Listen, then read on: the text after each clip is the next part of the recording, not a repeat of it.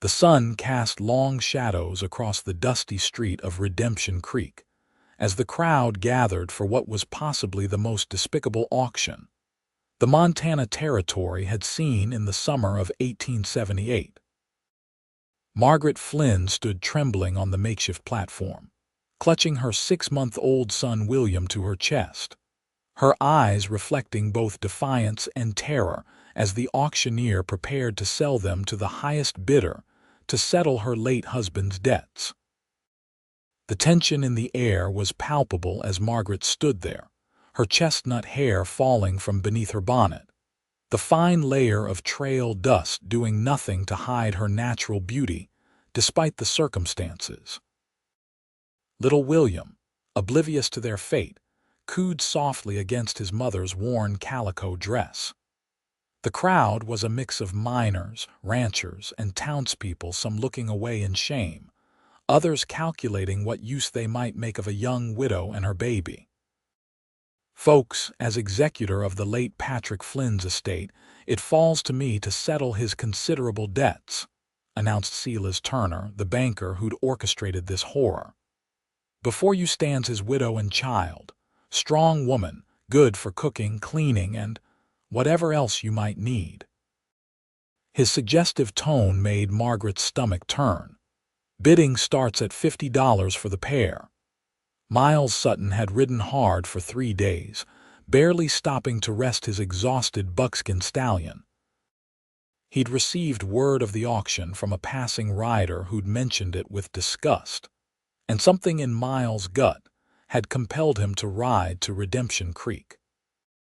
He was a man of few words and fewer attachments, a drifter who'd spent the 10 years since the war moving from ranch to ranch across the Western Territories. At 32, his face was weathered by sun and hardship, his dark brown hair streaked with early silver at the temples. As the bidding reached $75, Miles urged his horse forward, pushing through the gathered crowd. He arrived just as a burly miner raised the bid to $85, eyeing Margaret in a way that made her clutch her baby tighter. $100, came a gravelly voice from the back. The crowd parted, turning to see Miles atop his dust-covered horse. His blue eyes were steady beneath the brim of his worn Stetson as he dismounted with fluid grace despite his obvious exhaustion. "Mister, we're nearly done here," Turner protested. "This gentleman has bid $85. Miles walked toward the platform, each boot fall deliberate in the sudden silence. $100, he repeated, his voice carrying quiet authority, "and I'll take them now." Turner hesitated, looking from Miles to the miner who'd been bidding. "Sir, I don't believe I know you. Name's Miles Sutton. I've got the money right here." He pulled a small leather pouch from his vest pocket. $100 in gold, that cover the debt." Turner licked his lips nervously. "Well, actually, the debt is $120, Miles interrupted, adding more coins to the pile he'd placed on the auctioneer's table. "That should settle it." For the first time since he'd arrived, Miles allowed his gaze to meet Margaret's. What he saw there, a mixture of fear, hope, and fierce maternal protection, stirred something inside him that he thought had died years ago. "Going once," Turner called reluctantly. "Going twice. Sold to Mr. Sutton." The crowd murmured as Miles climbed the steps to the platform. Up close, he could see Margaret was younger than he'd initially thought, perhaps only 23 or 24. Her green eyes were bright with unshed tears. "Madam," he said softly, tipping his hat, "if you'll come with me." Margaret swallowed hard. "Why?" she whispered, her voice barely audible. "Why would you do this?" Miles glanced around at the dispersing crowd, aware of the many eyes still watching them. "Not here," he said. "I've got a room at the boarding house. We can talk there." Her chin lifted slightly. "How do I know your intentions are any better than theirs?" A ghost of a smile touched his lips. "You don't, but I give you my word as a gentleman that no harm will come to you or your boy under my protection." He hesitated. "I knew your husband." Margaret's eyes widened at this revelation, and after a moment's consideration, she gave a small nod. With as much dignity as she could muster, she allowed Miles to help her down from the platform. He collected his horse's reins and led them both toward the boarding house, acutely aware of the weight of responsibility he'd just taken on. Little William began to fuss, and Margaret gently bounced him in her arms. "It's all right, my love," she whispered, though her own uncertainty was evident in her voice. The boarding house was a modest two-story building with peeling white paint. Mrs. Abernathy, the proprietress, raised her eyebrows when Miles entered with a woman and baby in tow, but said nothing as he requested an additional room for Margaret.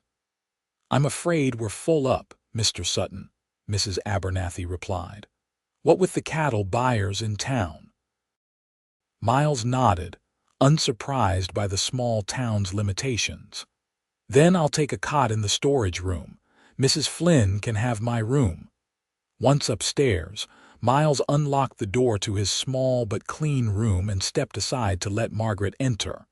She hesitated at the threshold, clutching William tighter. "I won't stay," Miles assured her. "I just thought you might want to sit somewhere private while we talk." Margaret nodded and entered, immediately taking stock of the sparse furnishings: a narrow bed, a washstand, a small table with a single chair. Miles remained by the open door, keeping a respectful distance. "You said you knew Patrick," she began, settling on the edge of the bed. Miles leaned against the doorframe, removing his hat.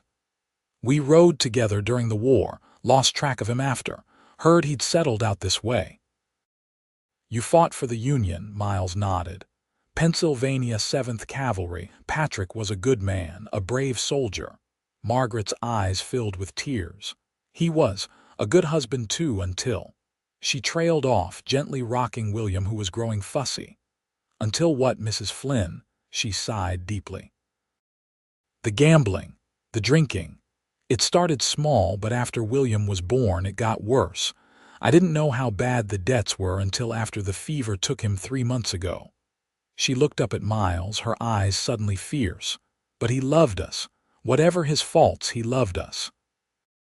Miles nodded, understanding the complexity of the man he'd once known. "I believe that. So what happens now, Mr. Sutton? Have I traded one master for another?"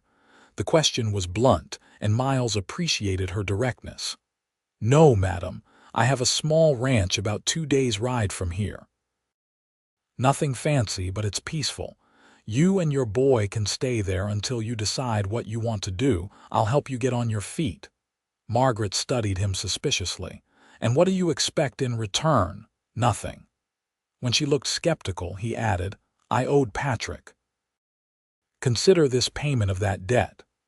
"No man does something for nothing, Mr. Sutton." Miles smiled faintly. "Maybe I'm not like most men." He straightened up.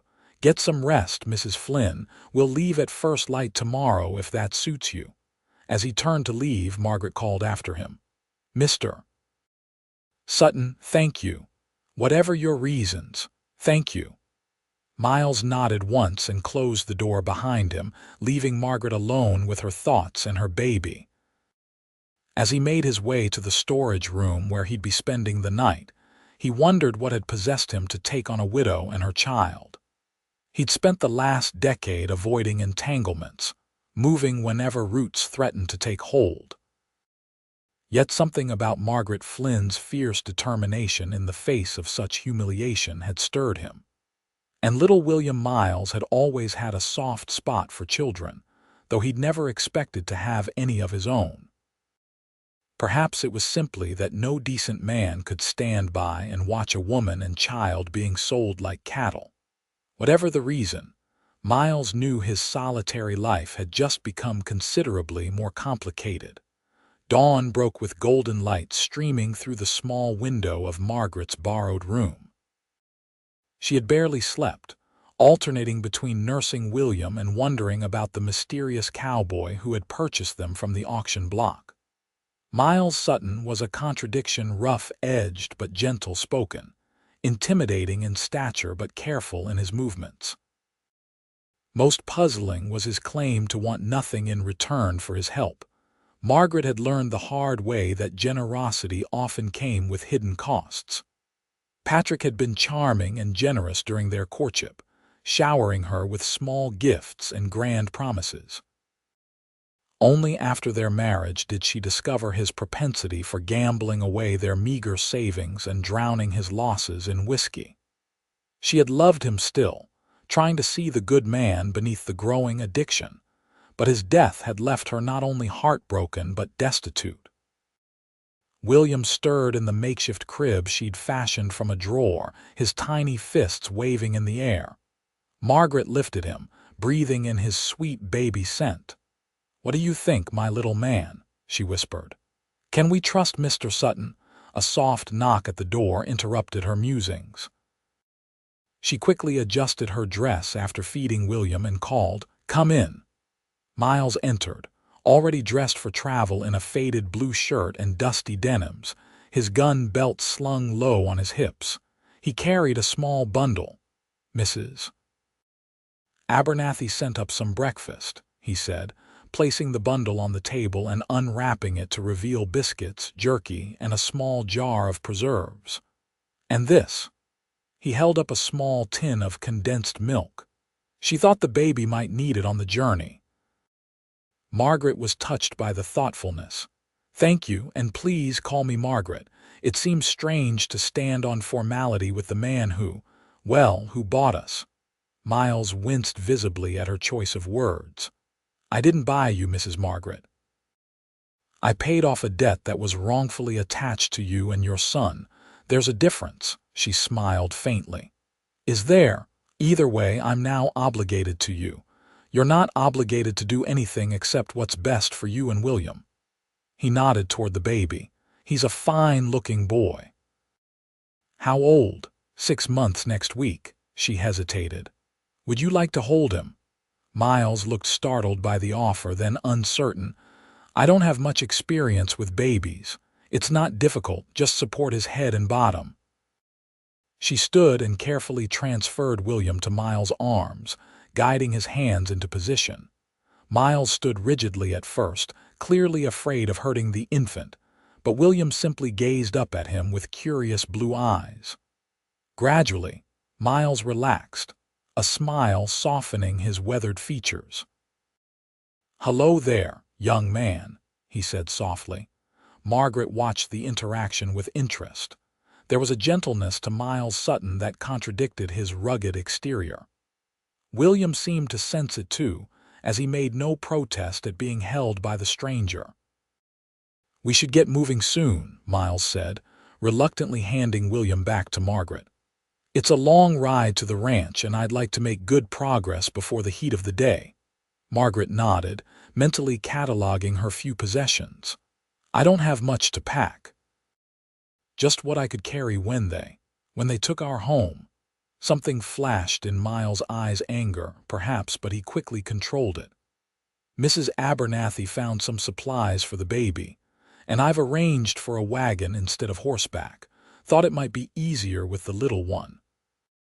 Margaret was touched by his consideration. "Thank you."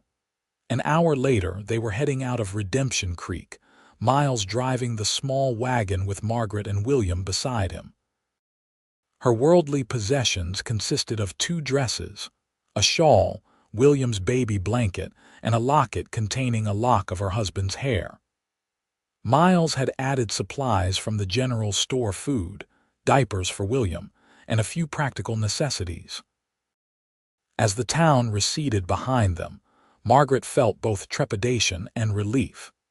She was leaving behind the place where she'd known both happiness and devastating loss, heading toward an uncertain future with a man she barely knew. Yet somehow, sitting beside Miles Sutton as he handled the reins with quiet competence, she felt safer than she had in months. "Tell me about your ranch," she said as they settled into the journey. Miles kept his eyes on the trail ahead. "It's not much to speak of. 100 acres in the foothills. Small cabin, barn, corral, Got about 30 head of cattle and a few horses I'm breaking for sale. You live there alone, he nodded. Had a ranch hand last season, but he moved on to California. Been managing by myself since. It sounds peaceful. A small smile touched his lips. It is that. Quiet. Maybe too quiet sometimes. They fell into a comfortable silence as the wagon rolled through the rugged Montana landscape. The July sun beat down on them, but a light breeze made the heat bearable. William slept against Margaret's chest, lulled by the rocking motion of the wagon. "May I ask you something, Mr. Sutton Miles?" he corrected. "And yes, you may. Why were you in Redemption Creek? You said you heard about the auction, but from whom? And why did it matter to you?" Miles was silent for so long that Margaret thought he might not answer. Finally, he spoke, his voice low. "I was in Billings delivering horses when I ran into a man who'd just come from Redemption Creek. He mentioned the auction, said it wasn't right, selling a woman and her baby. Said the woman's name was Flynn." Miles adjusted his grip on the reins. "Patrick saved my life during the war. Took a bullet that was meant for me at Chickamauga. I figured if his widow was in trouble, I owed it to him to help." Margaret absorbed this information. "That's very honorable," Miles shrugged. "Just doing what needed doing." They stopped at midday to rest the horses and eat a simple meal of jerky, biscuits, and dried apples. Margaret took the opportunity to feed and change William, discreetly moving to a shaded area behind the wagon. When she returned, she found Miles filling a canteen from a small stream. "The water's good here," he said, offering her the canteen. "We'll camp a few hours ahead near Willow Creek. There's a protected spot I know." Margaret nodded, grateful for his experience. She'd never traveled far from town before and found the vast, open country both beautiful and intimidating. As they continued their journey, Margaret studied Miles when he wasn't looking. There was a sadness about him, a solitude that seemed bone deep. She wondered what had happened in the years since the war to carve those lines around his eyes, to put that wariness in his gaze. By late afternoon, dark clouds had gathered on the horizon, and a cool wind had replaced the earlier breeze. "Storm coming," Miles observed, glancing at the sky. "We might not make it to Willow Creek before it hits." As if confirming his words, a distant rumble of thunder rolled across the plains. William stirred, whimpering softly at the sound. "There's an old line shack about a mile ahead," Miles said. "Not much, but it's solid. We'll shelter there." The rain began just as the small wooden structure came into view, fat drops that quickly became a downpour. Miles urged the horses to a faster pace, pulling up beside the shack just as lightning split the sky. "Wait here," he instructed, jumping down from the wagon. He quickly checked the interior of the shack before returning for Margaret and William. "It's empty, bit dusty, but dry." He helped Margaret down, then gathered their supplies while she hurried into the shelter with William. The shack was indeed dusty but sound, with a small stone fireplace, a rough wooden table with 2 chairs, and a narrow cot against one wall. Miles brought in their provisions, then went back out into the storm to tend to the horses and secure the wagon. When he returned, he was soaked to the skin, his dark hair plastered to his forehead. "Found some old firewood out back," he said, depositing an armload beside the fireplace. "Should be dry enough." Margaret had spread a blanket on the floor for William, who was contentedly kicking his legs in the air. "Let me help you with that fire," she offered. "You're drenched." Together they built a small fire, which soon cast a warm glow throughout the one-room shack. Outside, the storm intensified, rain lashing against the windows and thunder cracking overhead. Miles removed his wet coat and hung it near the fire to dry, then sat at the table to remove his boots. Margaret busied herself organizing their supplies and preparing a simple supper of beans, jerky, and the last of Mrs. Abernathy's biscuits. "It's not much," she apologized as she set a plate before him. "It's fine," he assured her. "Better than what I usually manage for myself." They ate in companionable silence, the crackling fire and drumming rain the only sounds besides William's occasional cooing. Margaret found herself relaxing for the first time in months. Despite the primitive conditions, there was something comforting about the small shack with its warm fire and the solid presence of Miles across the table. After they'd eaten, Miles insisted Margaret take the cot with William while he would sleep on his bedroll near the fire. As she settled William beside her, wrapping him securely in his blanket, Margaret watched Miles spread his bedroll on the floor. "Thank you," she said softly, "for everything." Miles looked up, his blue eyes reflecting the firelight. "No need for thanks." "Yes, there is. You could have just kept riding. Most men would have." He was quiet for a moment. "Get some sleep, Margaret. We've got another full day of travel tomorrow." Margaret lay awake long after Miles had stretched out on his bedroll, his breathing becoming deep and regular. The storm continued outside, but within the shack, all was peaceful. William slept soundly beside her, his tiny hand curled against her arm. For the first time since Patrick's death, Margaret allowed herself to hope for a future that might hold more than mere survival. She didn't know what awaited them at Miles Sutton's ranch, but she was beginning to believe it might be a place where she and William could heal and perhaps even thrive. With that thought, she finally drifted into sleep, lulled by the rain and the quiet presence of the enigmatic cowboy who had, for reasons still not entirely clear to her, decided to save them. The storm passed during the night, leaving behind a washed, clean world glittering with morning sunlight. Margaret awoke to find Miles already up, tending to the horses outside. William was still sleeping peacefully beside her, his cherubic face relaxed in slumber. She quickly freshened up, using the basin of water Miles had left for her, then changed into her second dress, a faded blue calico that had seen better days but was clean and serviceable. By the time Miles returned, she had rekindled the fire and was warming the last of their coffee. "Good morning," she greeted him. "Coffee's almost ready." Miles nodded his thanks, removing his hat as he entered. "Trail's a bit muddy from the rain, but passable. We should reach the ranch by sundown if we make good time." They shared a quick breakfast of hardtack and dried fruit, then packed up their belongings. As Margaret gathered William's things, Miles surprised her by gently lifting the now awake baby. "Good morning, young man," he said, his deep voice softened.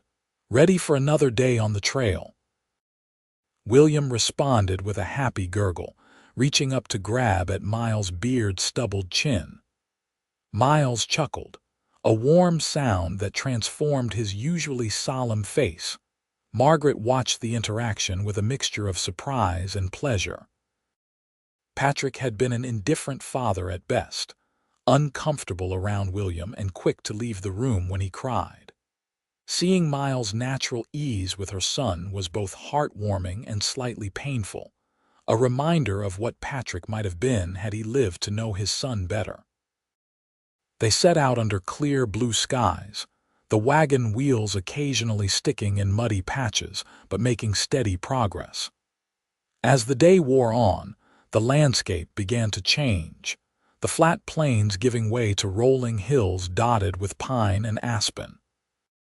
By mid-afternoon, mountains were visible in the distance, their peaks still capped with snow despite the summer heat. "That's the northern edge of the Gallatin Range," Miles explained, noticing Margaret's interest. "My place sits in the foothills, just where that line of pines starts climbing." Margaret tried to imagine living in such a place, so different from the dusty streets of Redemption Creek or the crowded Boston neighborhood of her childhood. "It's beautiful," she admitted, Wilder than I'm used to. It grows on you, Miles said. The space, the quiet. He glanced at her. Though I reckon it might seem too quiet after town life. After the last few months, quiet sounds heavenly, Margaret replied, thinking of the constant whispers and judgmental stares that had followed her after Patrick's death and the revelation of their debts. They stopped briefly at a clear stream to water the horses and stretch their legs. William was fussing, hungry and tired of the constant motion, so Margaret found a shaded spot to nurse him while Miles refilled their canteens. "How much farther?" she asked when he returned. "Another 3-4 hours. We'll need to stop again before then, give the horses a proper rest." Margaret nodded, gently burping William. "He's been so good, considering, barely complained at all." "He's a strong boy," Miles observed. "Like his mother." The compliment, delivered matter-of-factly, caught Margaret off guard. She'd spent months hearing nothing but criticism and pity from the townspeople. To be seen as strong rather than pathetic was refreshing. "I'm not sure about that," she said softly. "If I were truly strong, perhaps we wouldn't have ended up on that auction block." Miles frowned. "That wasn't your doing. That was Turner and his ilk taking advantage of a bad situation. Still, I should have found another way." "What way?" Miles asked. "From what I gathered, they took your home, your possessions. You had a baby to care for and no family to turn to. Don't be so hard on yourself, Margaret." His words, gruff but kind, eased something tight in Margaret's chest. She hadn't realized how much she'd internalized the blame for their situation. They continued their journey, the terrain growing more rugged as they approached the foothills. Late afternoon, sunlight slanted through the increasing stands of pine trees, casting long shadows across the trail. William had fallen asleep against Margaret's chest, one tiny hand clutching a lock of her hair. "There it is," Miles said as they crested a small rise. "Home." Below them, nestled in a clearing surrounded by pines, sat a modest cabin with a stone chimney. A short distance away stood a barn and corral where several horses grazed. A small creek wound through the property, its banks lined with willows. It was simple but undeniably beautiful, bathed in the golden light of the setting sun. "Oh," Margaret breathed. "It's lovely." Miles looked pleased at her reaction. "It's not much, but it's peaceful." They made their way down the slope to the cabin. As they drew closer, Margaret could see details she'd missed from a distance: a small vegetable garden to one side of the cabin, a woodpile neatly stacked against the barn, a rocking chair on the front porch. Evidence of a life carefully built. Miles halted the wagon in front of the cabin and helped Margaret down before tending to the horses. She stood for a moment, absorbing the quiet beauty of the place. The only sounds were the soft nickering of horses in the corral, the gentle gurgle of the creek, and the wind sighing through the pines. "Let me show you inside," Miles said, returning from unhitching the horses. He carried their few belongings as he led the way to the cabin. The interior was simple but well-crafted: a main room with a stone fireplace, a wooden table with 4 chairs, a rocking chair by the fire, and a few shelves holding books and essential supplies. A doorway led to what appeared to be a bedroom, and a ladder against one wall suggested a loft space above. "It's not fancy," Miles said, suddenly seeming self-conscious, "but it's solid, keeps out the winter cold." "It's wonderful," Margaret assured him, meaning it. After months of uncertainty and the humiliation of having her home seized, the simple cabin felt like a sanctuary. Miles showed her to the bedroom. "You and William can have this room. I'll take the loft." Margaret started to protest. It was his home. After all, but the look on his face told her it would be useless. Instead, she simply thanked him. The bedroom was spare but comfortable, with a bed covered in a handmade quilt, a small chest of drawers, and a window overlooking the creek. Miles set her bag on the chest and hesitated. "I'll start supper while you get settled," he offered. "Nothing special, but it'll be hot." Left alone with a sleeping William, Margaret took a moment to collect herself. The events of the past few days had been overwhelming, from the horror of the auction block to this unexpected reprieve. Miles Sutton remained something of a mystery, his kindness at odds with his obvious desire for solitude. Why would such a man take on the responsibility of a widow and her baby? She settled William on the bed, surrounding him with pillows to prevent him from rolling off, then took a moment to wash her face and hands in the basin Miles had provided. Her reflection in the small mirror above the chest showed a woman both familiar and strange, her features the same but her eyes holding a weariness that hadn't been there a year ago.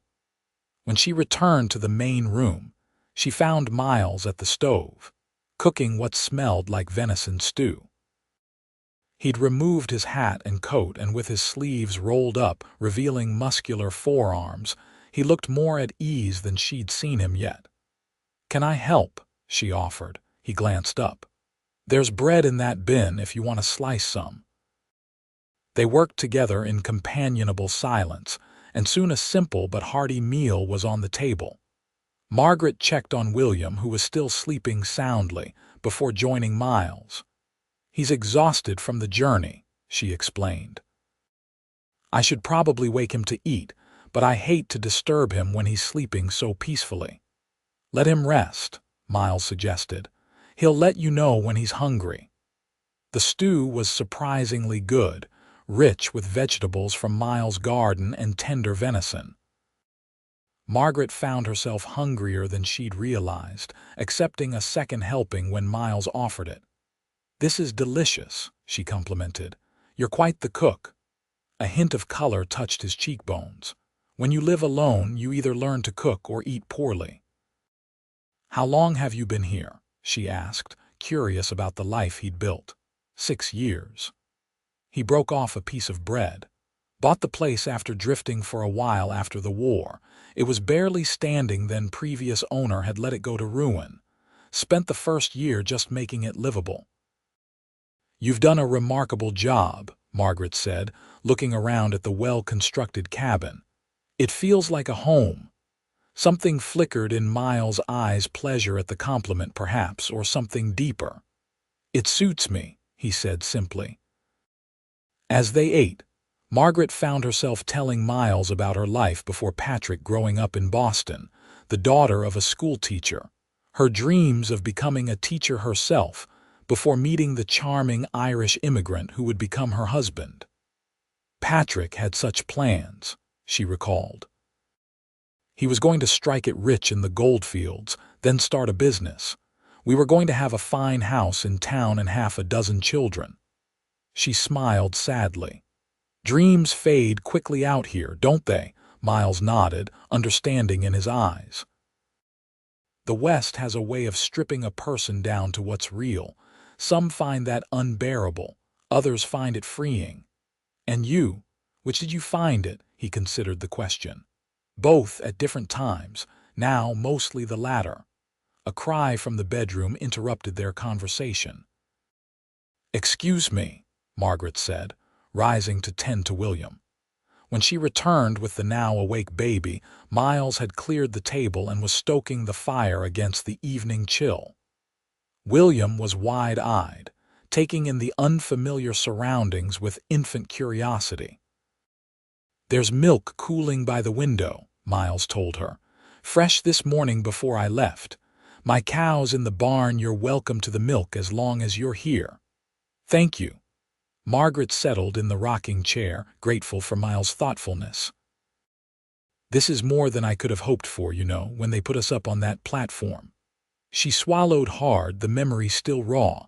"I thought William and I were lost." Miles sat across from her, his expression somber in the firelight. "No one should have to endure that. Especially not Patrick's wife and child."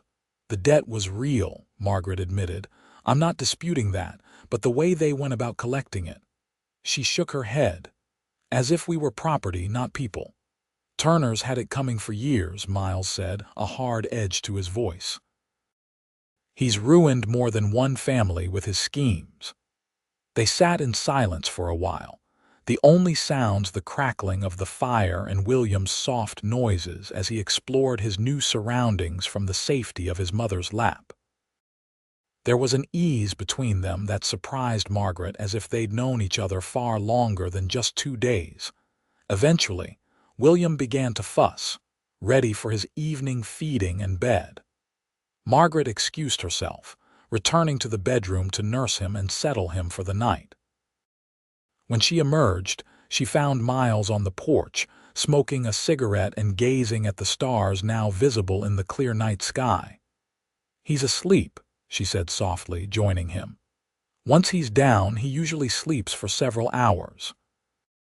Miles nodded, offering her the rocking chair while he leaned against the porch railing. The night was cool but pleasant, with a chorus of crickets and the occasional hoot of an owl providing a gentle symphony. "It's so peaceful here," Margaret observed. "I can see why you chose it." Miles tapped the ash from his cigarette. "After the war, I couldn't stand to be around too many people. The noise, the demands, it was suffocating. Out here a man can breathe." "And a woman," Margaret asked. "Can she breathe out here too?" Miles looked at her, his expression thoughtful in the dim light spilling from the cabin windows. "I reckon that depends on the woman," Margaret smiled. "I suppose it does." She rocked gently, considering her situation. "I won't be a burden to you, Miles. I can cook, clean, mend. I'm stronger than I look, and once William is a bit older, I'll find a way to make my own living." "There's no rush," Miles said. "You're welcome here as long as you need. I meant what I said I owed Patrick." Margaret studied him. "Was it a significant debt for you to feel such obligation?" Miles was quiet for a long moment. "He did more than take that bullet. After, when I was recovering, he wrote to my family, told them I was alive when they'd been informed I was dead, gave them hope when they had none." He looked out at the darkness. "That kind of debt doesn't expire with death." The depth of his loyalty touched Margaret. She was beginning to understand that beneath Miles Sutton's reserved exterior was a man of profound principle and honor. "Still," she insisted, "I want to contribute. It's important to me." Miles nodded, respecting her determination. "We'll figure it out." He crushed out his cigarette. "It's getting late and you've had a long journey. You should rest." Margaret rose, suddenly aware of her exhaustion. "Good night, Miles, and thank you again." "Good night, Margaret." As she made her way back to the bedroom, Margaret was struck by how quickly this place had begun to feel safe. Miles Sutton was still largely unknown to her, yet she trusted him in a way she couldn't fully explain. Perhaps it was simply that, after months of facing hostility and judgment in Redemption Creek, his quiet kindness felt like salvation. Whatever the reason, as she lay beside William in the comfortable bed, listening to the gentle sounds of the ranch at night, Margaret felt something she hadn't experienced in a very long time: hope. The days fell into a gentle rhythm at the Sutton Ranch. Margaret, accustomed to running a household, quickly took over the domestic duties, cooking meals that were far more palatable than Miles' bachelor fare and keeping the cabin clean and orderly. Miles spent his days tending to the cattle, training horses, and maintaining the property, but always made time to check on Margaret and William throughout the day. William thrived in the clean mountain air, growing stronger and more alert with each passing day. He had begun to pull himself up, eager to explore his new surroundings, and Miles had constructed a simple wooden playpen to keep him safe when Margaret needed her hands free for chores. One morning, about 2 weeks after their arrival, Margaret was hanging laundry on the line strung between 2 pines when she noticed Miles watching her from the corral. He quickly looked away when their eyes met, returning his attention to the young mare he was training. Margaret smiled to herself, finding his occasional shyness endearing in such a capable man. She'd learned more about him in their evening conversations by the fire. He'd been the youngest of 4 sons from a Pennsylvania farming family, had fought through most of the major battles of the war, and had spent the years after moving steadily westward, working ranches from Kansas to Wyoming before settling in Montana. He rarely spoke of the war itself, but Margaret sensed it had left scars beyond the visible one that ran along his left forearm. What struck her most was his natural gentleness with William. Each evening, he would hold the baby while Margaret prepared dinner, talking to him in a low, soothing voice about the day's activities on the ranch. William had taken to reaching for Miles whenever he entered the room, a development that seemed to both please and perplex the cowboy. As July gave way to August, the days grew hotter, though the evenings remained pleasantly cool. Miles had begun teaching Margaret to ride, using his gentlest mare, a dappled gray named Willow. Margaret had never been comfortable on horseback, but under Miles' patient instruction, she was gaining confidence. "You're a natural," he told her as they rode slowly along the creek one evening. "Just need to relax your shoulders a bit more." Margaret adjusted her posture, feeling the difference immediately. William was secured in a sling across her chest, contentedly watching the world from this new vantage point. "It's not as terrifying as I expected," she admitted, "though I doubt I'll ever match your skill." Miles chuckled. "Been riding since before I could walk. You're doing fine for a city girl." The term was teasing rather than derogatory, and Margaret smiled in response. This city girl appreciates the lesson. They rode in companionable silence for a while, enjoying the beauty of the early evening. The setting sun cast a golden glow over the landscape, turning the creek into a ribbon of fire. In the distance, a deer and her fawn emerged from the trees to drink, unalarmed by their presence. "It's like living in a painting," Margaret observed softly. "I never imagined such beauty existed." Miles looked at her, something warm in his gaze. "Nor did I once." The moment stretched between them, filled with unspoken meaning. Then William broke the spell by grabbing a handful of Willow's mane, causing the horse to toss her head in surprise. "Whoa there, young man," Miles said, reaching over to gently disentangle the baby's fingers. "That's not polite horse manners." Margaret laughed. "He's becoming quite the little adventurer. Yesterday I found him trying to climb out of his cradle." "He's got spirit," Miles said approvingly. "He'll make a fine horseman someday." The casual reference to William's future at the ranch hung in the air between them. Both were aware that their arrangement was temporary, yet neither had spoken of how or when it might end. As they turned back toward the cabin, Miles broached a subject he'd been considering. "The Founders' Day celebration is coming up in Whitefish Creek next Saturday. Thought you might like to go, get out a bit, meet some of the neighbors." Margaret was surprised by the invitation. "I'd like that, but are you sure? William can be fussy in crowds."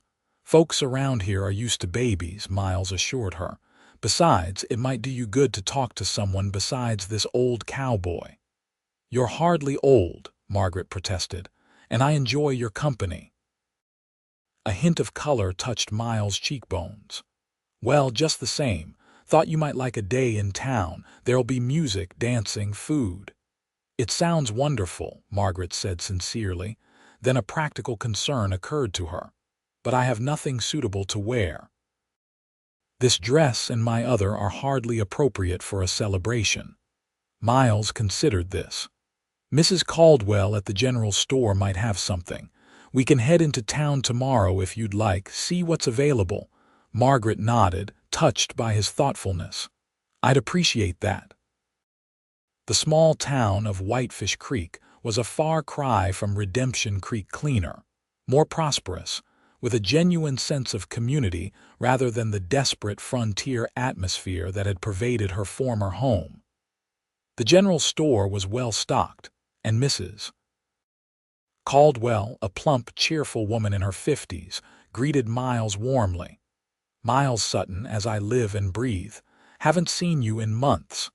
Her curious gaze fell on Margaret and William. "And who might these folks be?" "This is Mrs. Margaret Flynn and her son William," Miles introduced them. "They're staying at my place for a while. Margaret, this is Ida Caldwell, who knows everything about everyone for 20 miles in any direction." Mrs. Caldwell laughed good-naturedly. "Don't you listen to him, dear. I just take an interest in my neighbors is all." She reached for William, who was watching her with wide eyes. "May I?" Margaret handed over her son, who immediately grabbed for Mrs. Caldwell's spectacles. "Careful, he's quite the little thief these days." "Oh, I raised 5 of my own. I know all about grabby little fingers," Mrs. Caldwell bounced William expertly. "Now, what can I help you folks with today?" Miles explained their need for a dress for the Founders' Day celebration, and Mrs. Caldwell's face lit up. "Oh, I've got just the thing. Came in on the last shipment from back east. Haven't had anyone to buy it, yet most of the women around here make their own, you know."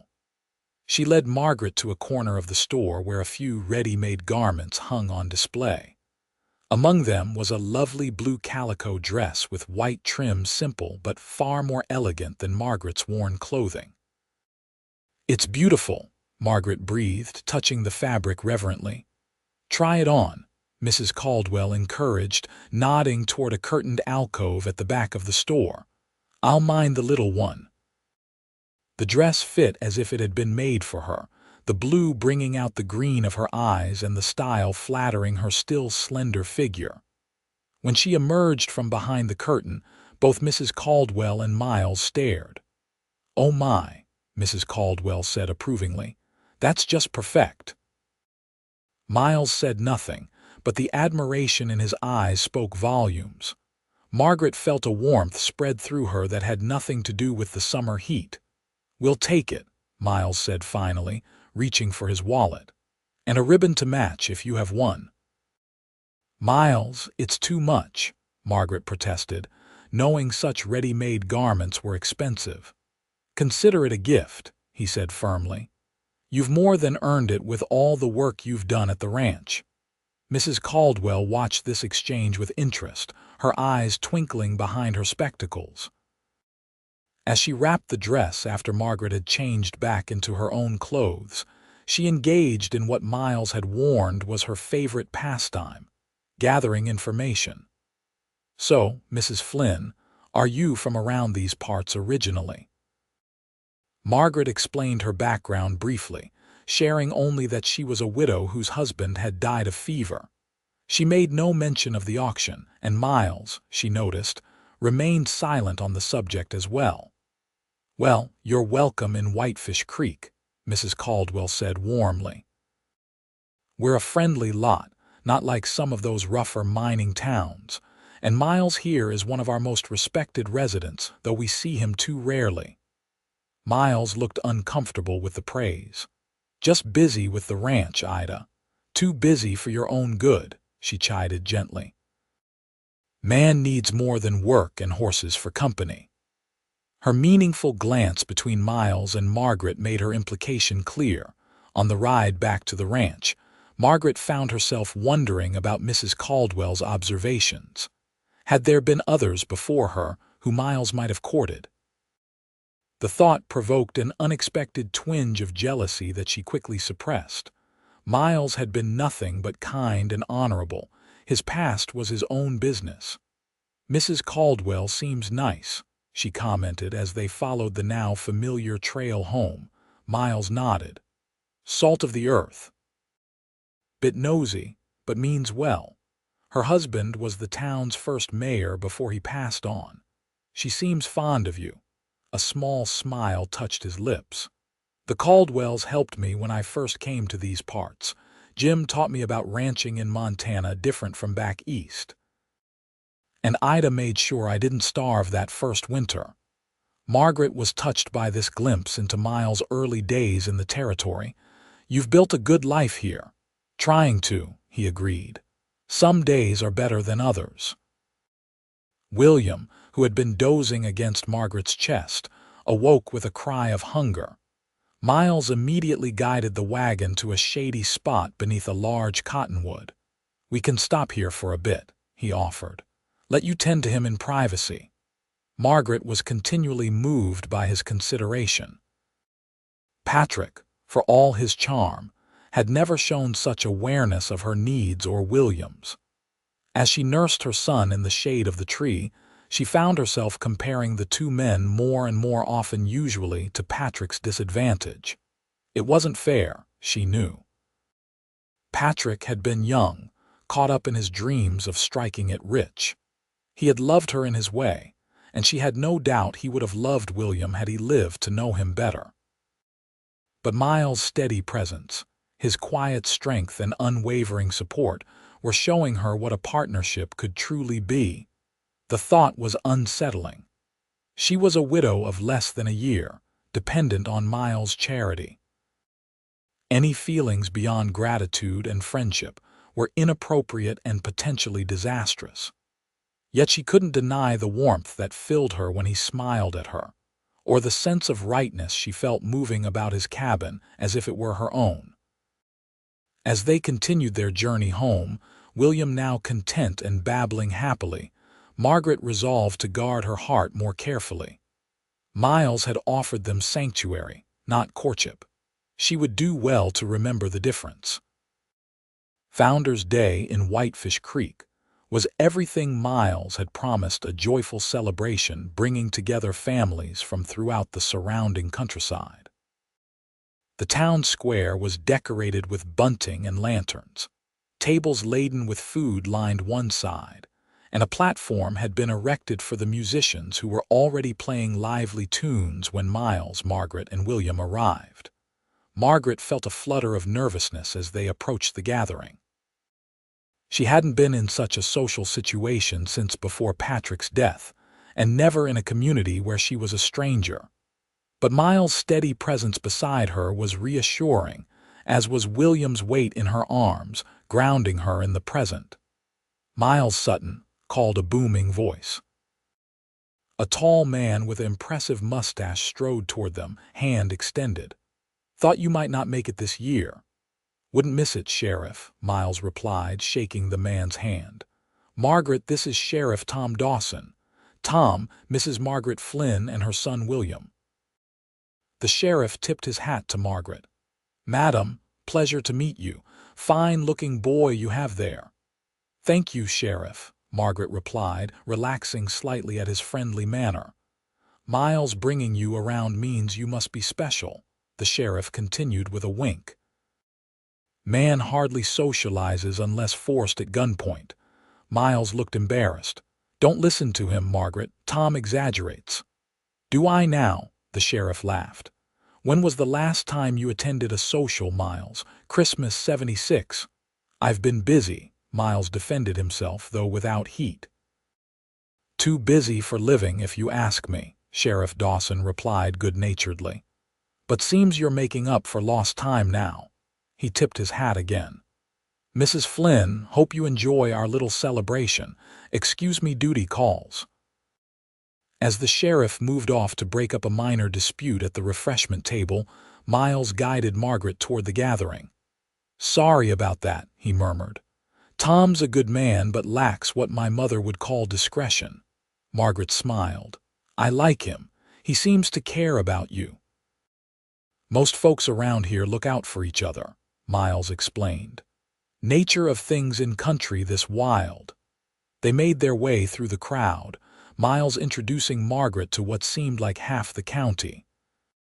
Each greeting was friendly, though Margaret noticed curious glances and a few raised eyebrows at her presence with the normally solitary rancher. Mrs. Caldwell appeared, claiming William for a cuddle while insisting that Margaret and Miles join the dancing. Margaret hesitated, but Miles surprised her by offering his hand. "Might as well give them something real to talk about," he said with a rare grin. "If you're willing." Margaret placed her hand in his, feeling a frisson of awareness at the contact. "I'd be delighted, though I warn you, I'm out of practice." "Makes two of us," Miles admitted as he led her to where couples were forming lines for a Virginia reel. Despite their protestations of rustiness, they moved well together. Miles was surprisingly graceful for such a tall man, and Margaret found herself laughing as they twirled and stepped in time to the fiddle music. When the dance ended, they were both slightly breathless, and Margaret was aware of the warmth of Miles' hand at her waist. "Not bad for a couple of recluses," she teased. Something shifted in Miles' eyes, a warmth, an openness she hadn't seen before. "Not bad at all." The moment was interrupted by the arrival of a young woman who addressed Miles with obvious familiarity. "Miles Sutton, dancing." The world must be ending. Miles turned, his expression closing slightly. "Hello, Rebecca. Didn't know you were back in town." The young woman was perhaps 25, pretty in a delicate way, with blonde hair and blue eyes. She looked at Margaret with undisguised curiosity. "Got back last month," she replied. "Pa's health isn't good." She extended a hand to Margaret. "Rebecca Wilson. My father owns the sawmill." "Margaret Flynn," Margaret replied, taking the offered hand. "Pleased to meet you." Rebecca's gaze moved between them, assessing. "How do you know our Miles?" There was a slight emphasis on "our" that made Margaret's spine stiffen. Before she could respond, Miles answered smoothly. "Margaret's husband was a war buddy of mine. She and William, her son, are staying at the ranch for a while." "How kind of you," Rebecca said, though her tone suggested she found it more puzzling than kind. "Always the gentleman, aren't you, Miles?" There was history there. Margaret realized, perhaps a romantic history, given the way Rebecca was looking at Miles. The thought created an unexpected knot in her stomach. "Just doing what anyone would," Miles replied, his discomfort evident. "Hardly anyone," Rebecca corrected, then turned back to Margaret. "Has he shown you the falls yet? Most beautiful spot in the county." "Miles used to take me there for picnics." The knot in Margaret's stomach tightened. Definitely a romantic history then. "We've been rather busy at the ranch," Margaret said, keeping her tone neutral. "Well, you must insist he take you. It's not to be missed." Rebecca touched Miles' arm familiarly. "Save me a dance later." Miles nodded, though without enthusiasm. "If you like." As Rebecca moved away, Miles let out a slow breath. "Sorry about that, old friend?" Margaret asked, aiming for casual and not entirely succeeding. Miles ran a hand through his hair. "Something like that. It was. A while ago." Margaret wanted to ask more, but sensed his reluctance. Instead, she suggested they check on William, who was now surrounded by a group of admiring women, with Mrs. Caldwell proudly showing him off. The rest of the day passed pleasantly, though Margaret was more aware than ever of the curious glances and whispered conversations that followed them. Miles danced with Rebecca as promised, but spent most of his time with Margaret, introducing her to more neighbors and ensuring she and William were comfortable. As evening fell, lanterns were lit around the square, casting a warm glow over the continuing festivities. A bonfire was built at the center, and people gathered around to roast corn and apples. William had fallen asleep against Margaret's shoulder, worn out by the excitement and attention. "Ready to head home?" Miles asked, noticing her stroking William's back soothingly. "Home." The word sent a pang through Margaret. The ranch had begun to feel like home in a way Redemption Creek never had, but it wasn't truly hers. She was a guest, a charity case, however kindly Miles treated her. "If you don't mind," she replied. "It's been wonderful," but Williams had quite enough excitement.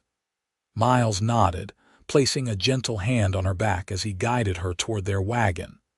Several people called out goodbyes, including Mrs. Caldwell, who extracted a promise from Margaret to visit again soon. The ride back to the ranch was quiet. William sleeping soundly in Margaret's arms and both adults lost in their own thoughts. The moon was rising, casting silver light over the landscape and turning the trail into a ghostly path before them. "Did you enjoy yourself?" Miles asked finally, breaking the comfortable silence. "Very much," Margaret assured him. "Everyone was so welcoming." Miles glanced at her. "Even Rebecca," Margaret hesitated. "She seemed interested in you." A soft laugh escaped him. "Not in the way you think. Rebecca and I courted briefly 2 years ago. It didn't work out. May I ask why?" The question slipped out before Margaret could stop it. "I'm sorry, that's far too personal." "It's all right," Miles said. "Nothing dramatic. She wanted a husband who'd move to town, take over her father's business." "I'm not a town man. Never will be." Margaret absorbed this information. "She's very pretty." "Yes," Miles agreed simply. Then, after a pause, "but not for me." The words hung between them, laden with meaning neither was quite ready to acknowledge. Margaret found herself wondering what kind of woman would be for Miles Sutton, and whether she could ever be that woman. As the wagon crested the final hill before the ranch, the cabin came into view, a single lantern burning in the window where Miles had left it lit for their return. It looked welcoming, peaceful, everything a home should be. "Thank you for today," Margaret said softly. "For the dress, the dancing, all of it." Miles' profile was strong in the moonlight as he guided the horses down the slope. "No need for thanks. I enjoyed it too. More than I expected to, truth be told." When they reached the cabin, Miles helped Margaret down, his hands strong and sure at her waist. For a moment they stood close, William sleeping between them, the night quiet except for the soft nickering of the horses and the distant call of an owl. "Margaret," Miles began, his voice low and uncertain, but whatever he might have said was interrupted by William stirring and letting out a small cry. The moment broke, and Margaret stepped back, adjusting her hold on her son. "I should get him to bed," she said, her voice not quite steady. "Good night, Miles." "Good night," he replied, watching as she made her way into the cabin. As Margaret settled William in his cradle, she was acutely aware of the sound of Miles caring for the horses outside. Her feelings for him were growing stronger each day, developing into something far more complex than gratitude. But she was still a widow, still dependent on his charity, still uncertain of her future. She couldn't afford to mistake kindness for courtship, or to risk the sanctuary they had found by reaching for something more. Yet as she readied herself for bed, Margaret couldn't help remembering the way Miles had looked at her as they danced, or the warmth of his hand at her waist in the moonlight. For the first time since Patrick's death, she allowed herself to imagine a future that included not just security for herself and William, but also happiness, perhaps even love. September brought cooler temperatures and subtle changes to the rhythm of life at the Sutton Ranch. Miles spent long days preparing for winter, repairing fences, stocking firewood, and ensuring the barn was weathertight. Margaret took charge of preserving the garden's final harvest, filling the root cellar with jars of vegetables and fruits. William continued to thrive, now pulling himself up on furniture and babbling constantly. His first tooth had appeared, much to Margaret's relief after several fussy nights. Miles had carved him wooden toys, a horse, a bear, and a simple wagon which William dragged across the cabin floor with delighted concentration.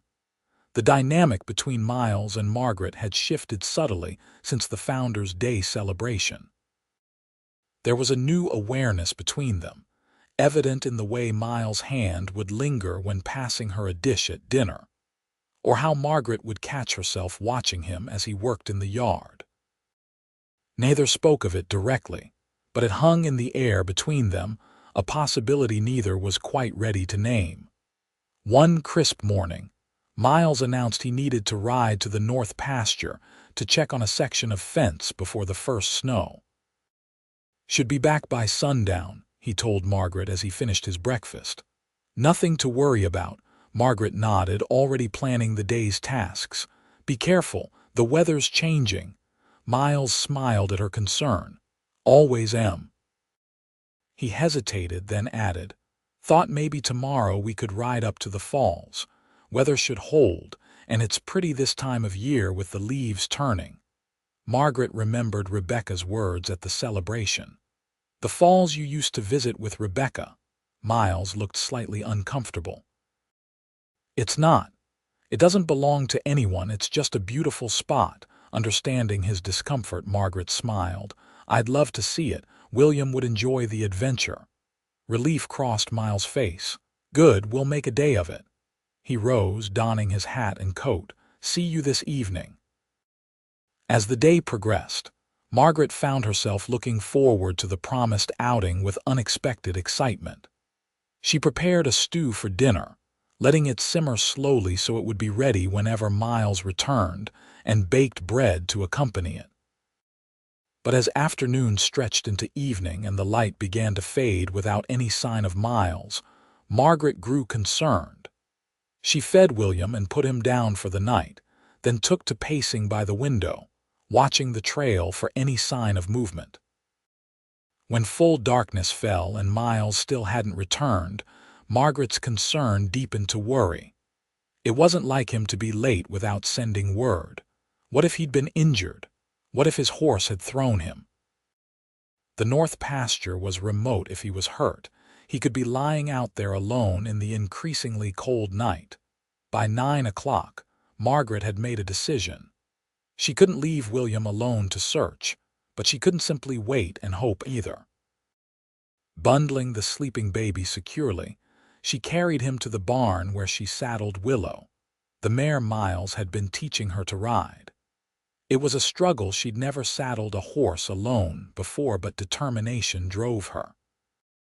With William secured against her chest in a sling and a lantern in one hand, Margaret set out toward the north pasture, following the trail Miles had described that morning. The night was clear but cold, stars glittering overhead and a half-moon providing just enough light to supplement her lantern. She rode cautiously, mindful of both William's safety and her own limited riding skills. "Please be all right," she whispered, uncertain whether she was addressing her prayer to God or directly to Miles. She had ridden perhaps 2 miles when Willow suddenly nickered, ears pricking forward. A moment later, Margaret heard an answering nicker and saw the glow of another lantern approaching through the trees. "Margaret," Miles' voice called, a mixture of surprise and alarm. "What in heaven's name are you doing out here?" Relief flooded through her as he came into view, mounted on his stallion and apparently unharmed. "You didn't come home," she explained, suddenly feeling foolish. "I was worried something had happened." Miles urged his horse forward until they were side by side. In the lantern light, she could see a mixture of emotions on his face: concern, bewilderment, and something warmer she couldn't quite name. "You rode out alone at night with William because you were worried about me?" His voice held a note of wonder. Margaret lifted her chin slightly. "Yes." "Was that wrong?" Miles shook his head slowly. "No, not wrong, just unexpected." He reached across to touch William's sleeping form gently. "Is he all right?" "He's fine. Sleeping through his first rescue mission." A smile touched Miles' lips. "I'm sorry I worried you." "Fence was worse than I thought, took longer to repair. Then one of the horses got loose, had to round him up. Should have sent word." "Are you all right?" Margaret asked, scanning him for injuries. "Right as rain, just tired and hungry." His expression softened. "No one's worried about me in a long time, Margaret. It's nice." The simple admission touched her deeply. "Well, get used to it," she said lightly. "As long as William and I are at the ranch, you'll have someone waiting for you to come home." Something shifted in Miles' gaze at her words. He reached across the space between their horses and took her gloved hand in his. "Margaret." But whatever he might have said was interrupted by William stirring in his sling, disturbed by their voices. Miles squeezed her hand once, then released it. "Let's get you both home," he said. "It's too cold for the little one to be out." They rode side by side in companionable silence, the moment suspended between them. Margaret was acutely aware of Miles beside her, solid and reassuring in the darkness. Whatever had been about to transpire between them would have to wait, but she sensed a turning point had been reached. Back at the ranch, Miles insisted on taking William while Margaret dismounted, then carried the still sleeping baby into the cabin while she unsaddled Willow. When she joined them inside, she found Miles had stoked the fire and was warming his hands by the flames, his expression thoughtful. "Stew's still warm," Margaret offered, moving to the stove. "You must be hungry." Miles turned to face her. "Margaret, what you did tonight was brave."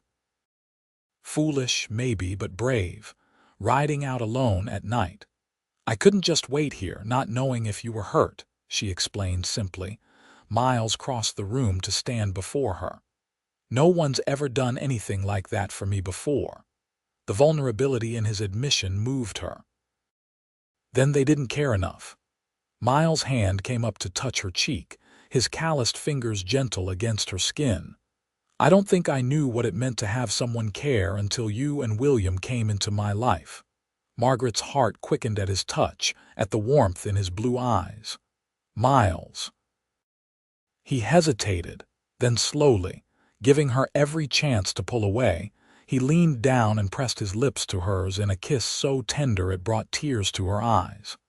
It was brief, almost questioning, and when he drew back, his expression was uncertain. "I've wanted to do that since Founder's Day," he admitted softly. "Maybe before." Margaret reached up to touch his face, feeling the slight roughness of his evening beard beneath her fingers. "I've wanted you to." Relief and happiness transformed his features. He drew her into his arms, holding her close, his cheek resting against her hair. They stood that way for a long moment, content just to be in each other's embrace. "I'm not good with words, Margaret," Miles said finally. "Never have been, but I want you to know that what I feel for you, it's real. Not gratitude, not obligation, something more." Margaret drew back just enough to look up at him. "I feel it too, but Miles, I'm still a widow. William and I are still dependent on your charity. It complicates things." "To hell with complications," Miles said with unexpected vehemence. "I've spent 10 years alone, keeping my distance from everyone. Then you and William show up, and suddenly this place feels like a home, not just somewhere I hang my hat." He took her hands in his. "I'm not asking for promises, Margaret, just a chance for us to see where this might lead." The sincerity in his eyes, the earnestness in his voice, melted the last of Margaret's reservations. "Yes," she whispered. "Yes, I'd like that very much."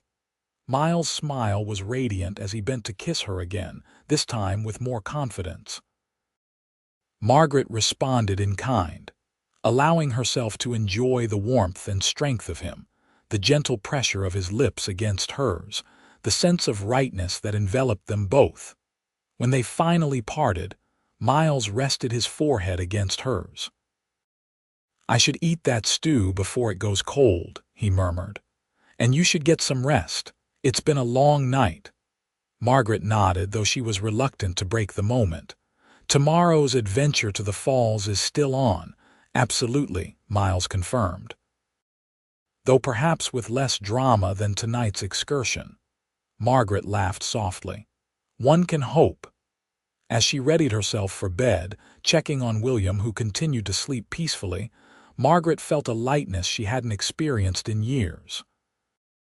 The future still held uncertainties, but for the first time since Patrick's death, she was looking forward to it with anticipation rather than dread. And if the way Miles had looked at her, had held her, was any indication, that future might be brighter than she had ever dared to hope.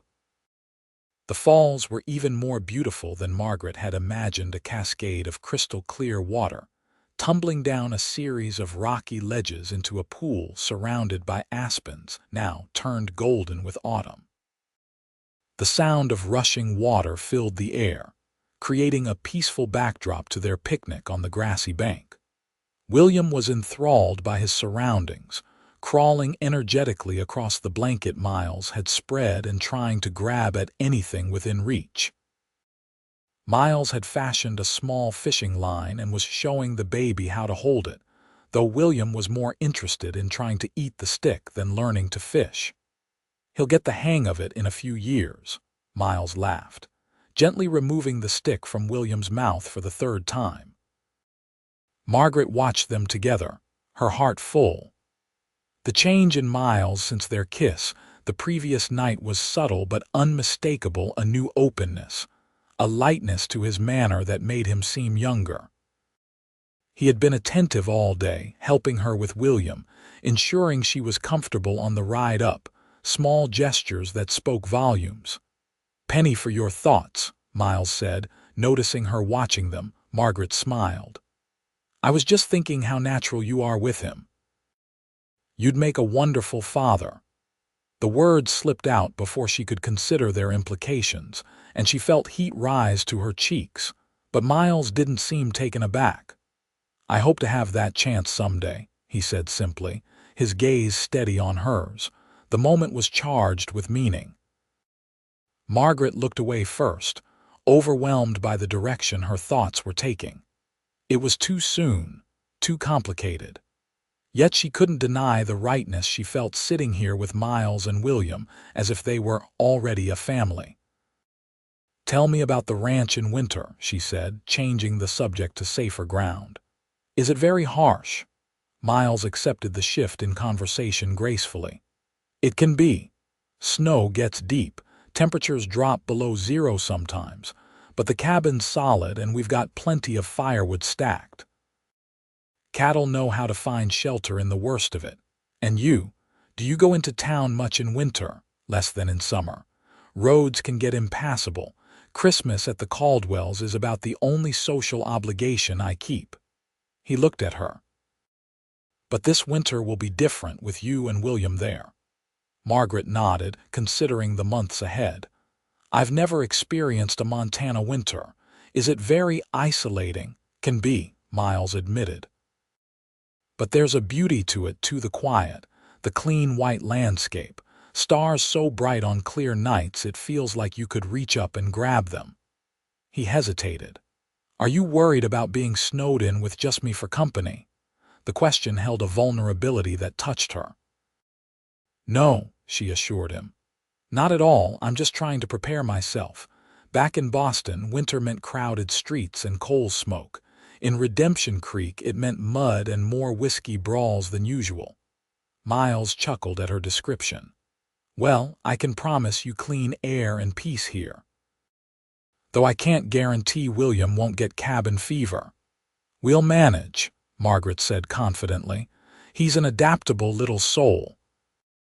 As if to prove her point, William chose that moment to abandon the fishing stick and crawl determinedly toward the edge of the blanket, drawn by a butterfly fluttering nearby.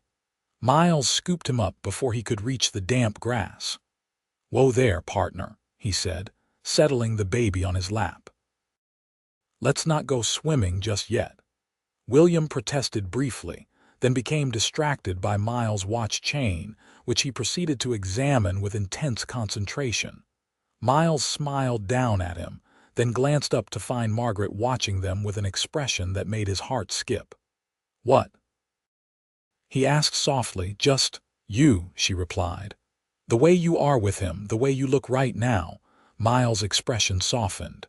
"Happy, because I am, Margaret, happier than I've been in longer than I can remember." The simple honesty of his words moved her deeply. Setting aside her caution, Margaret moved closer until she was beside him on the blanket, their shoulders touching. Miles shifted William so he sat between them, then tentatively put his arm around Margaret's waist. They sat that way for a long while, watching the play of light on the falling water, listening to William's contented babbling. simply being together without the need for words. It was a perfect moment, one Margaret knew she would treasure regardless of what the future held. Eventually, William's eyelids began to droop, the excitement of the day catching up with him. Margaret cradled him as he drifted to sleep, his small body warm against hers. "We should head back," Miles suggested, though he seemed reluctant to break the spell of the afternoon. "Don't want to be on the trail after dark." They packed up their picnic, Miles taking special care to ensure the blanket was wrapped securely around William before helping Margaret onto her horse. The ride back to the ranch was peaceful, the forest around them vibrant with autumn colors, and the late afternoon sun casting long shadows across the trail. As they crested the final rise before the ranch came into view, Miles drew his horse to a halt beside Margaret's. "Thank you for coming with me today," he said. "This place has always been special to me, but sharing it with you and William, it means more than I can say." Margaret smiled, understanding what he couldn't quite put into words. "It's a magical spot. Thank you for showing it to us." Miles hesitated, then asked the question that had been on his mind all day. "Would you stay, Margaret, not just through the winter, but longer?" The directness of the question caught her off guard. "Miles, I know it's soon," he hurried on. "I know you're still grieving Patrick, still finding your feet. But I need you to know that there's a place for you here, for both of you, for as long as you want it." Margaret looked at him, this good, honorable man who had quite literally saved her and William from a terrible fate, who had opened his home and, gradually, his heart to them, who looked at her son with such tenderness it made her ache. "I don't know what the future holds," she said carefully, "but I do know that being here with you feels right in a way nothing has in a very long time." Miles nodded, accepting that this was all she could offer for now. "That's enough for me." As they rode down to the cabin, Margaret found herself imagining more days like this one, picnics by the falls, evenings by the fire, watching William grow strong and happy in this beautiful place. And Miles beside her through it all, his quiet strength a foundation she could build upon. It was too soon for certainties, too soon for promises. But for the first time since the auctioneer's gavel had fallen, condemning her and William to what she'd thought would be a life of servitude or worse, Margaret Flynn allowed herself to hope for happiness, real, lasting happiness, with Miles Sutton. Winter descended on the Montana highlands with surprising swiftness. One day the hills were ablaze with autumn colors. The next, a fierce storm blew in from the north, leaving 6 inches of snow in its wake and transforming the landscape into a white wonderland. More snow followed, and by early December, the ranch was effectively cut off from town except by horseback through the most direct routes. Miles had prepared well, ensuring they had ample supplies, firewood, and feed for the livestock. The cattle had been moved to the southern pastures, where natural shelters and windbreaks offered protection from the worst of the weather. The barn was snug, the cabin warmer than Margaret had expected thanks to Miles' careful maintenance of the stone fireplace and the smaller stove in the bedroom where she and William slept. Life settled into a new rhythm, dictated by the shortened daylight hours and the demands of keeping the ranch functioning in harsh conditions. Miles rose before dawn each day to check on the animals and break ice on the water troughs, returning for breakfast with snow clinging to his coat and hat. Margaret kept the home fires burning, quite literally, while caring for William and preparing hearty meals to combat the cold. William, now 9 months old, was pulling himself up on furniture and cruising along the edges, eager to explore his world despite the limitations of being mostly confined indoors. Miles had set up a small pen for him near the fireplace where he could play safely while Margaret worked, though both adults found themselves constantly retrieving toys, thrown enthusiastically beyond its boundaries. One evening in mid-December, a particularly fierce blizzard howled around the cabin, the wind finding every crack and crevice despite Miles' best efforts at weatherproofing. Margaret had just put William to bed after an exhausting day of keeping him entertained indoors, and she joined Miles by the fire where he was mending a piece of tack. "Storm's a bad one," he commented, looking up as she entered. "Might last through tomorrow." Margaret nodded, settling into the rocking chair opposite him. "William was restless all day. I think he senses the weather, or perhaps he's just tired of being cooped up." "Can't blame him," Miles said with a small smile. "Cabin fever sets in early when you're that age and full of energy." "Did you manage to check all the cattle today?" Margaret asked, noticing the lines of fatigue around his eyes. Miles nodded. "They're hunkered down in the south draw. Should be fine." He set aside his work and stretched, his shoulders cracking audibly. "Spring will be here before we know it." Margaret smiled at his attempt to sound optimistic. "Only 3 more months of winter, you mean?" he chuckled. "Something like that." They sat in comfortable silence for a while, listening to the wind and the crackle of the fire. Over the past weeks, they had grown more at ease with each other, their relationship deepening in small, meaningful ways. Miles would reach for her hand as they sat by the fire in the evenings. Margaret would touch his shoulder as she passed his chair, or brush snow from his hair when he came in from outside. They had shared more kisses, some brief and sweet, others deeper and full of promise, but Miles had been careful not to press for more, respecting her still recent widowhood and the complexity of their situation. "Christmas is only a week away," Margaret remarked, breaking the silence. "Will we be able to get to town for the Caldwell's celebration if this weather continues?" Miles considered. "If it clears in the next day or two, the trail should be passable by Christmas Eve. If not," he shrugged, "we might have to have our own celebration here." Margaret nodded, trying not to show her disappointment. She had been looking forward to the gathering, both for William's sake and for the chance to see the friends she had made in Whitefish Creek. "William won't know the difference, I suppose, and there's plenty to be grateful for right here." Miles studied her face in the firelight. "You miss people, don't you, being around others?" "Sometimes," she admitted. "Not like in Redemption Creek. I don't miss the gossip or the judgments, but friendly faces, conversation. Yes, I miss that occasionally." Miles was quiet for a moment. "Is it very hard for you, being out here with just me and William for company?" The question revealed a vulnerability Margaret had come to recognize in him, a concern that his solitary lifestyle might not be enough for her. She rose from her chair and moved to kneel beside his, taking his weathered hands in hers. "No, Miles, it's not hard at all. In fact, these past months have been the most peaceful, the most content I've felt in years." She looked up at him, wanting him to see the truth in her eyes. "Being here with you has been a blessing I never expected." Relief softened his features. He raised one hand to touch her cheek gently. "I feel the same way, Margaret, having you and William here. It's changed everything." The tenderness in his touch, the warmth in his gaze emboldened Margaret.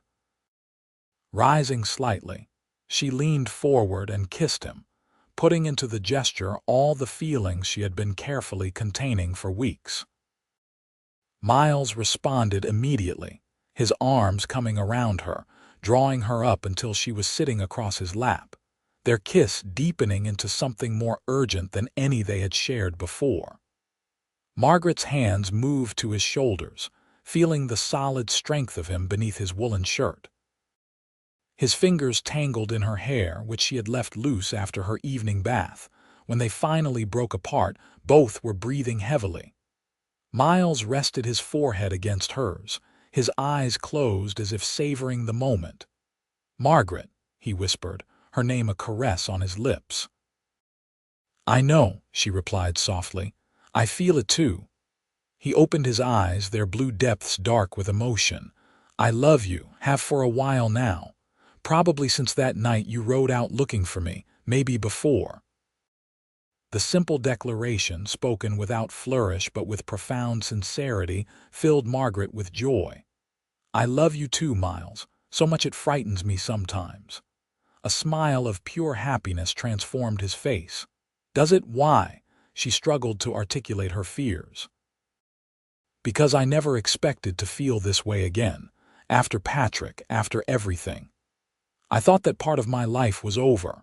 And then there's William and our situation," and Miles silenced her with a gentle finger against her lips. "Margaret Flynn, I love you. I love William as if he were my own son. Nothing else matters to me except that you both are safe and happy." He took a deep breath. "I want to build a life with you, a real life, not this temporary arrangement we've been pretending is enough." Margaret's heart raced at his words. "What are you saying, Miles?" He shifted slightly, reaching into his pocket and withdrawing a small object. "I've been carrying this around for weeks, waiting for the right moment." He opened his palm to reveal a simple gold band with a small diamond. "It was my mother's. I'd be honored if you'd wear it." Margaret stared at the ring, then at Miles' face, hardly daring to believe what was happening. "Miles, are you asking? Margaret Flynn, will you marry me? Be my wife, let me be a father to William, make this ranch a true home for all of us." Tears filled Margaret's eyes as happiness welled up within her. "Yes," she whispered. "Yes, Miles Sutton, I will marry you." With hands that trembled slightly, Miles slipped the ring onto her finger. It fit as if it had been made for her. He kissed her again, a kiss filled with promise and passion and a future suddenly crystal clear before them. When they separated, Margaret remained in his embrace, her head resting against his shoulder. "When?" she asked simply. Miles considered. "Spring would be practical easier for folks to travel to the wedding. But I'd marry you tomorrow if we could get to town." Margaret smiled against his shirt. "Spring sounds perfect.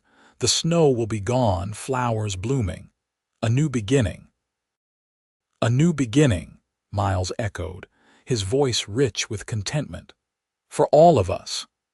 They sat together by the fire as the blizzard raged outside, talking of plans and dreams, of a future that neither had imagined possible just months before. Miles spoke of expanding the ranch, building a larger bedroom for William as he grew, perhaps adding more rooms if their family expanded. "Would you want that?" he asked tentatively. "More children." Margaret's heart swelled at the hope in his voice. "I would, very much." "William should have brothers and sisters to grow up with."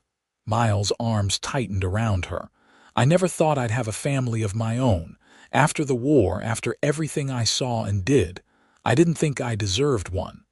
Margaret raised her head to look at him. "Oh, Miles. If anyone deserves happiness, it's you. You're the most honorable, the kindest man I've ever known." He kissed her again, gently this time. "Thank you for seeing something in me worth loving." "Thank you for saving us that day in Redemption Creek," she replied. "For giving us a home when we had none." "Best thing I ever did," Miles said with absolute conviction.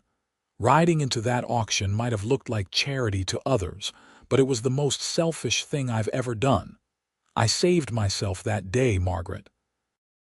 You and William saved me from a life of loneliness I hadn't even fully acknowledged until you showed me what I was missing." The profound gratitude in his voice moved Margaret deeply. She had never considered that she and William might have given Miles as much as he had given them. The realization balanced their relationship in a way that felt right and true. As the evening grew late, they reluctantly parted, Miles to his loft and Margaret to the bedroom she shared with William. But there was a new understanding between them, a commitment that went beyond the ring now gleaming on Margaret's finger. Come spring, they would be a true family in name as well as in heart.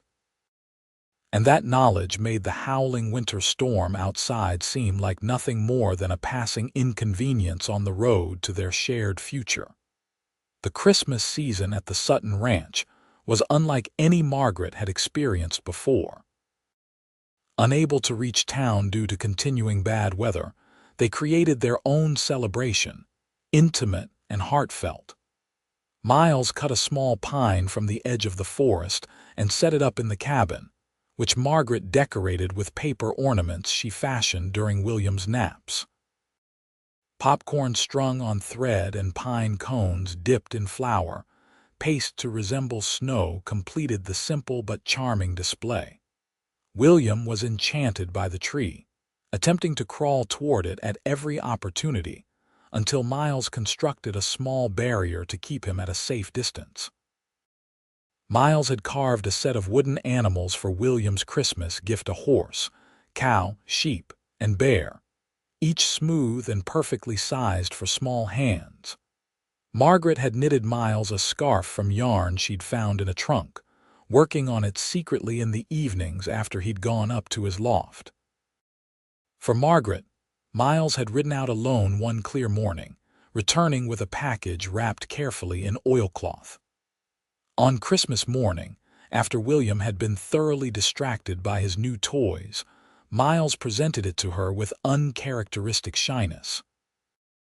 "It's not much," he apologized as she unwrapped it, "and if you don't like it, I won't be offended."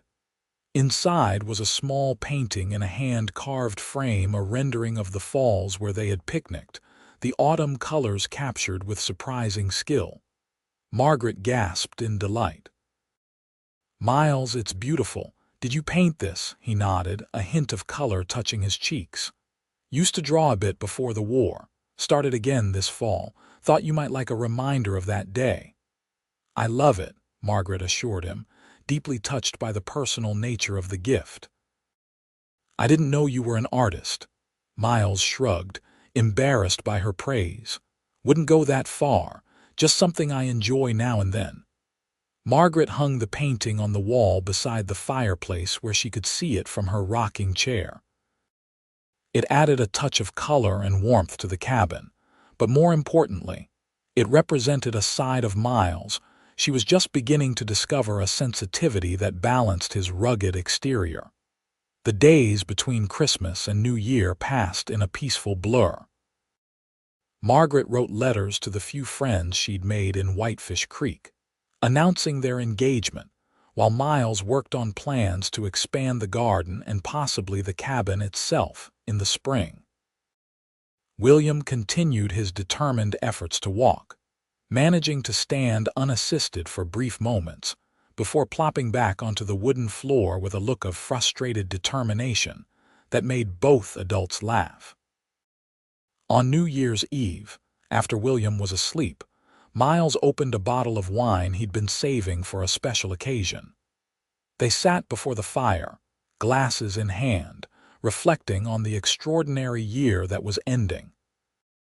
"If someone had told me last New Year's what this year would bring, I'd never have believed them," Margaret mused, the firelight catching the diamond on her finger as she gesticulated. "So much has changed."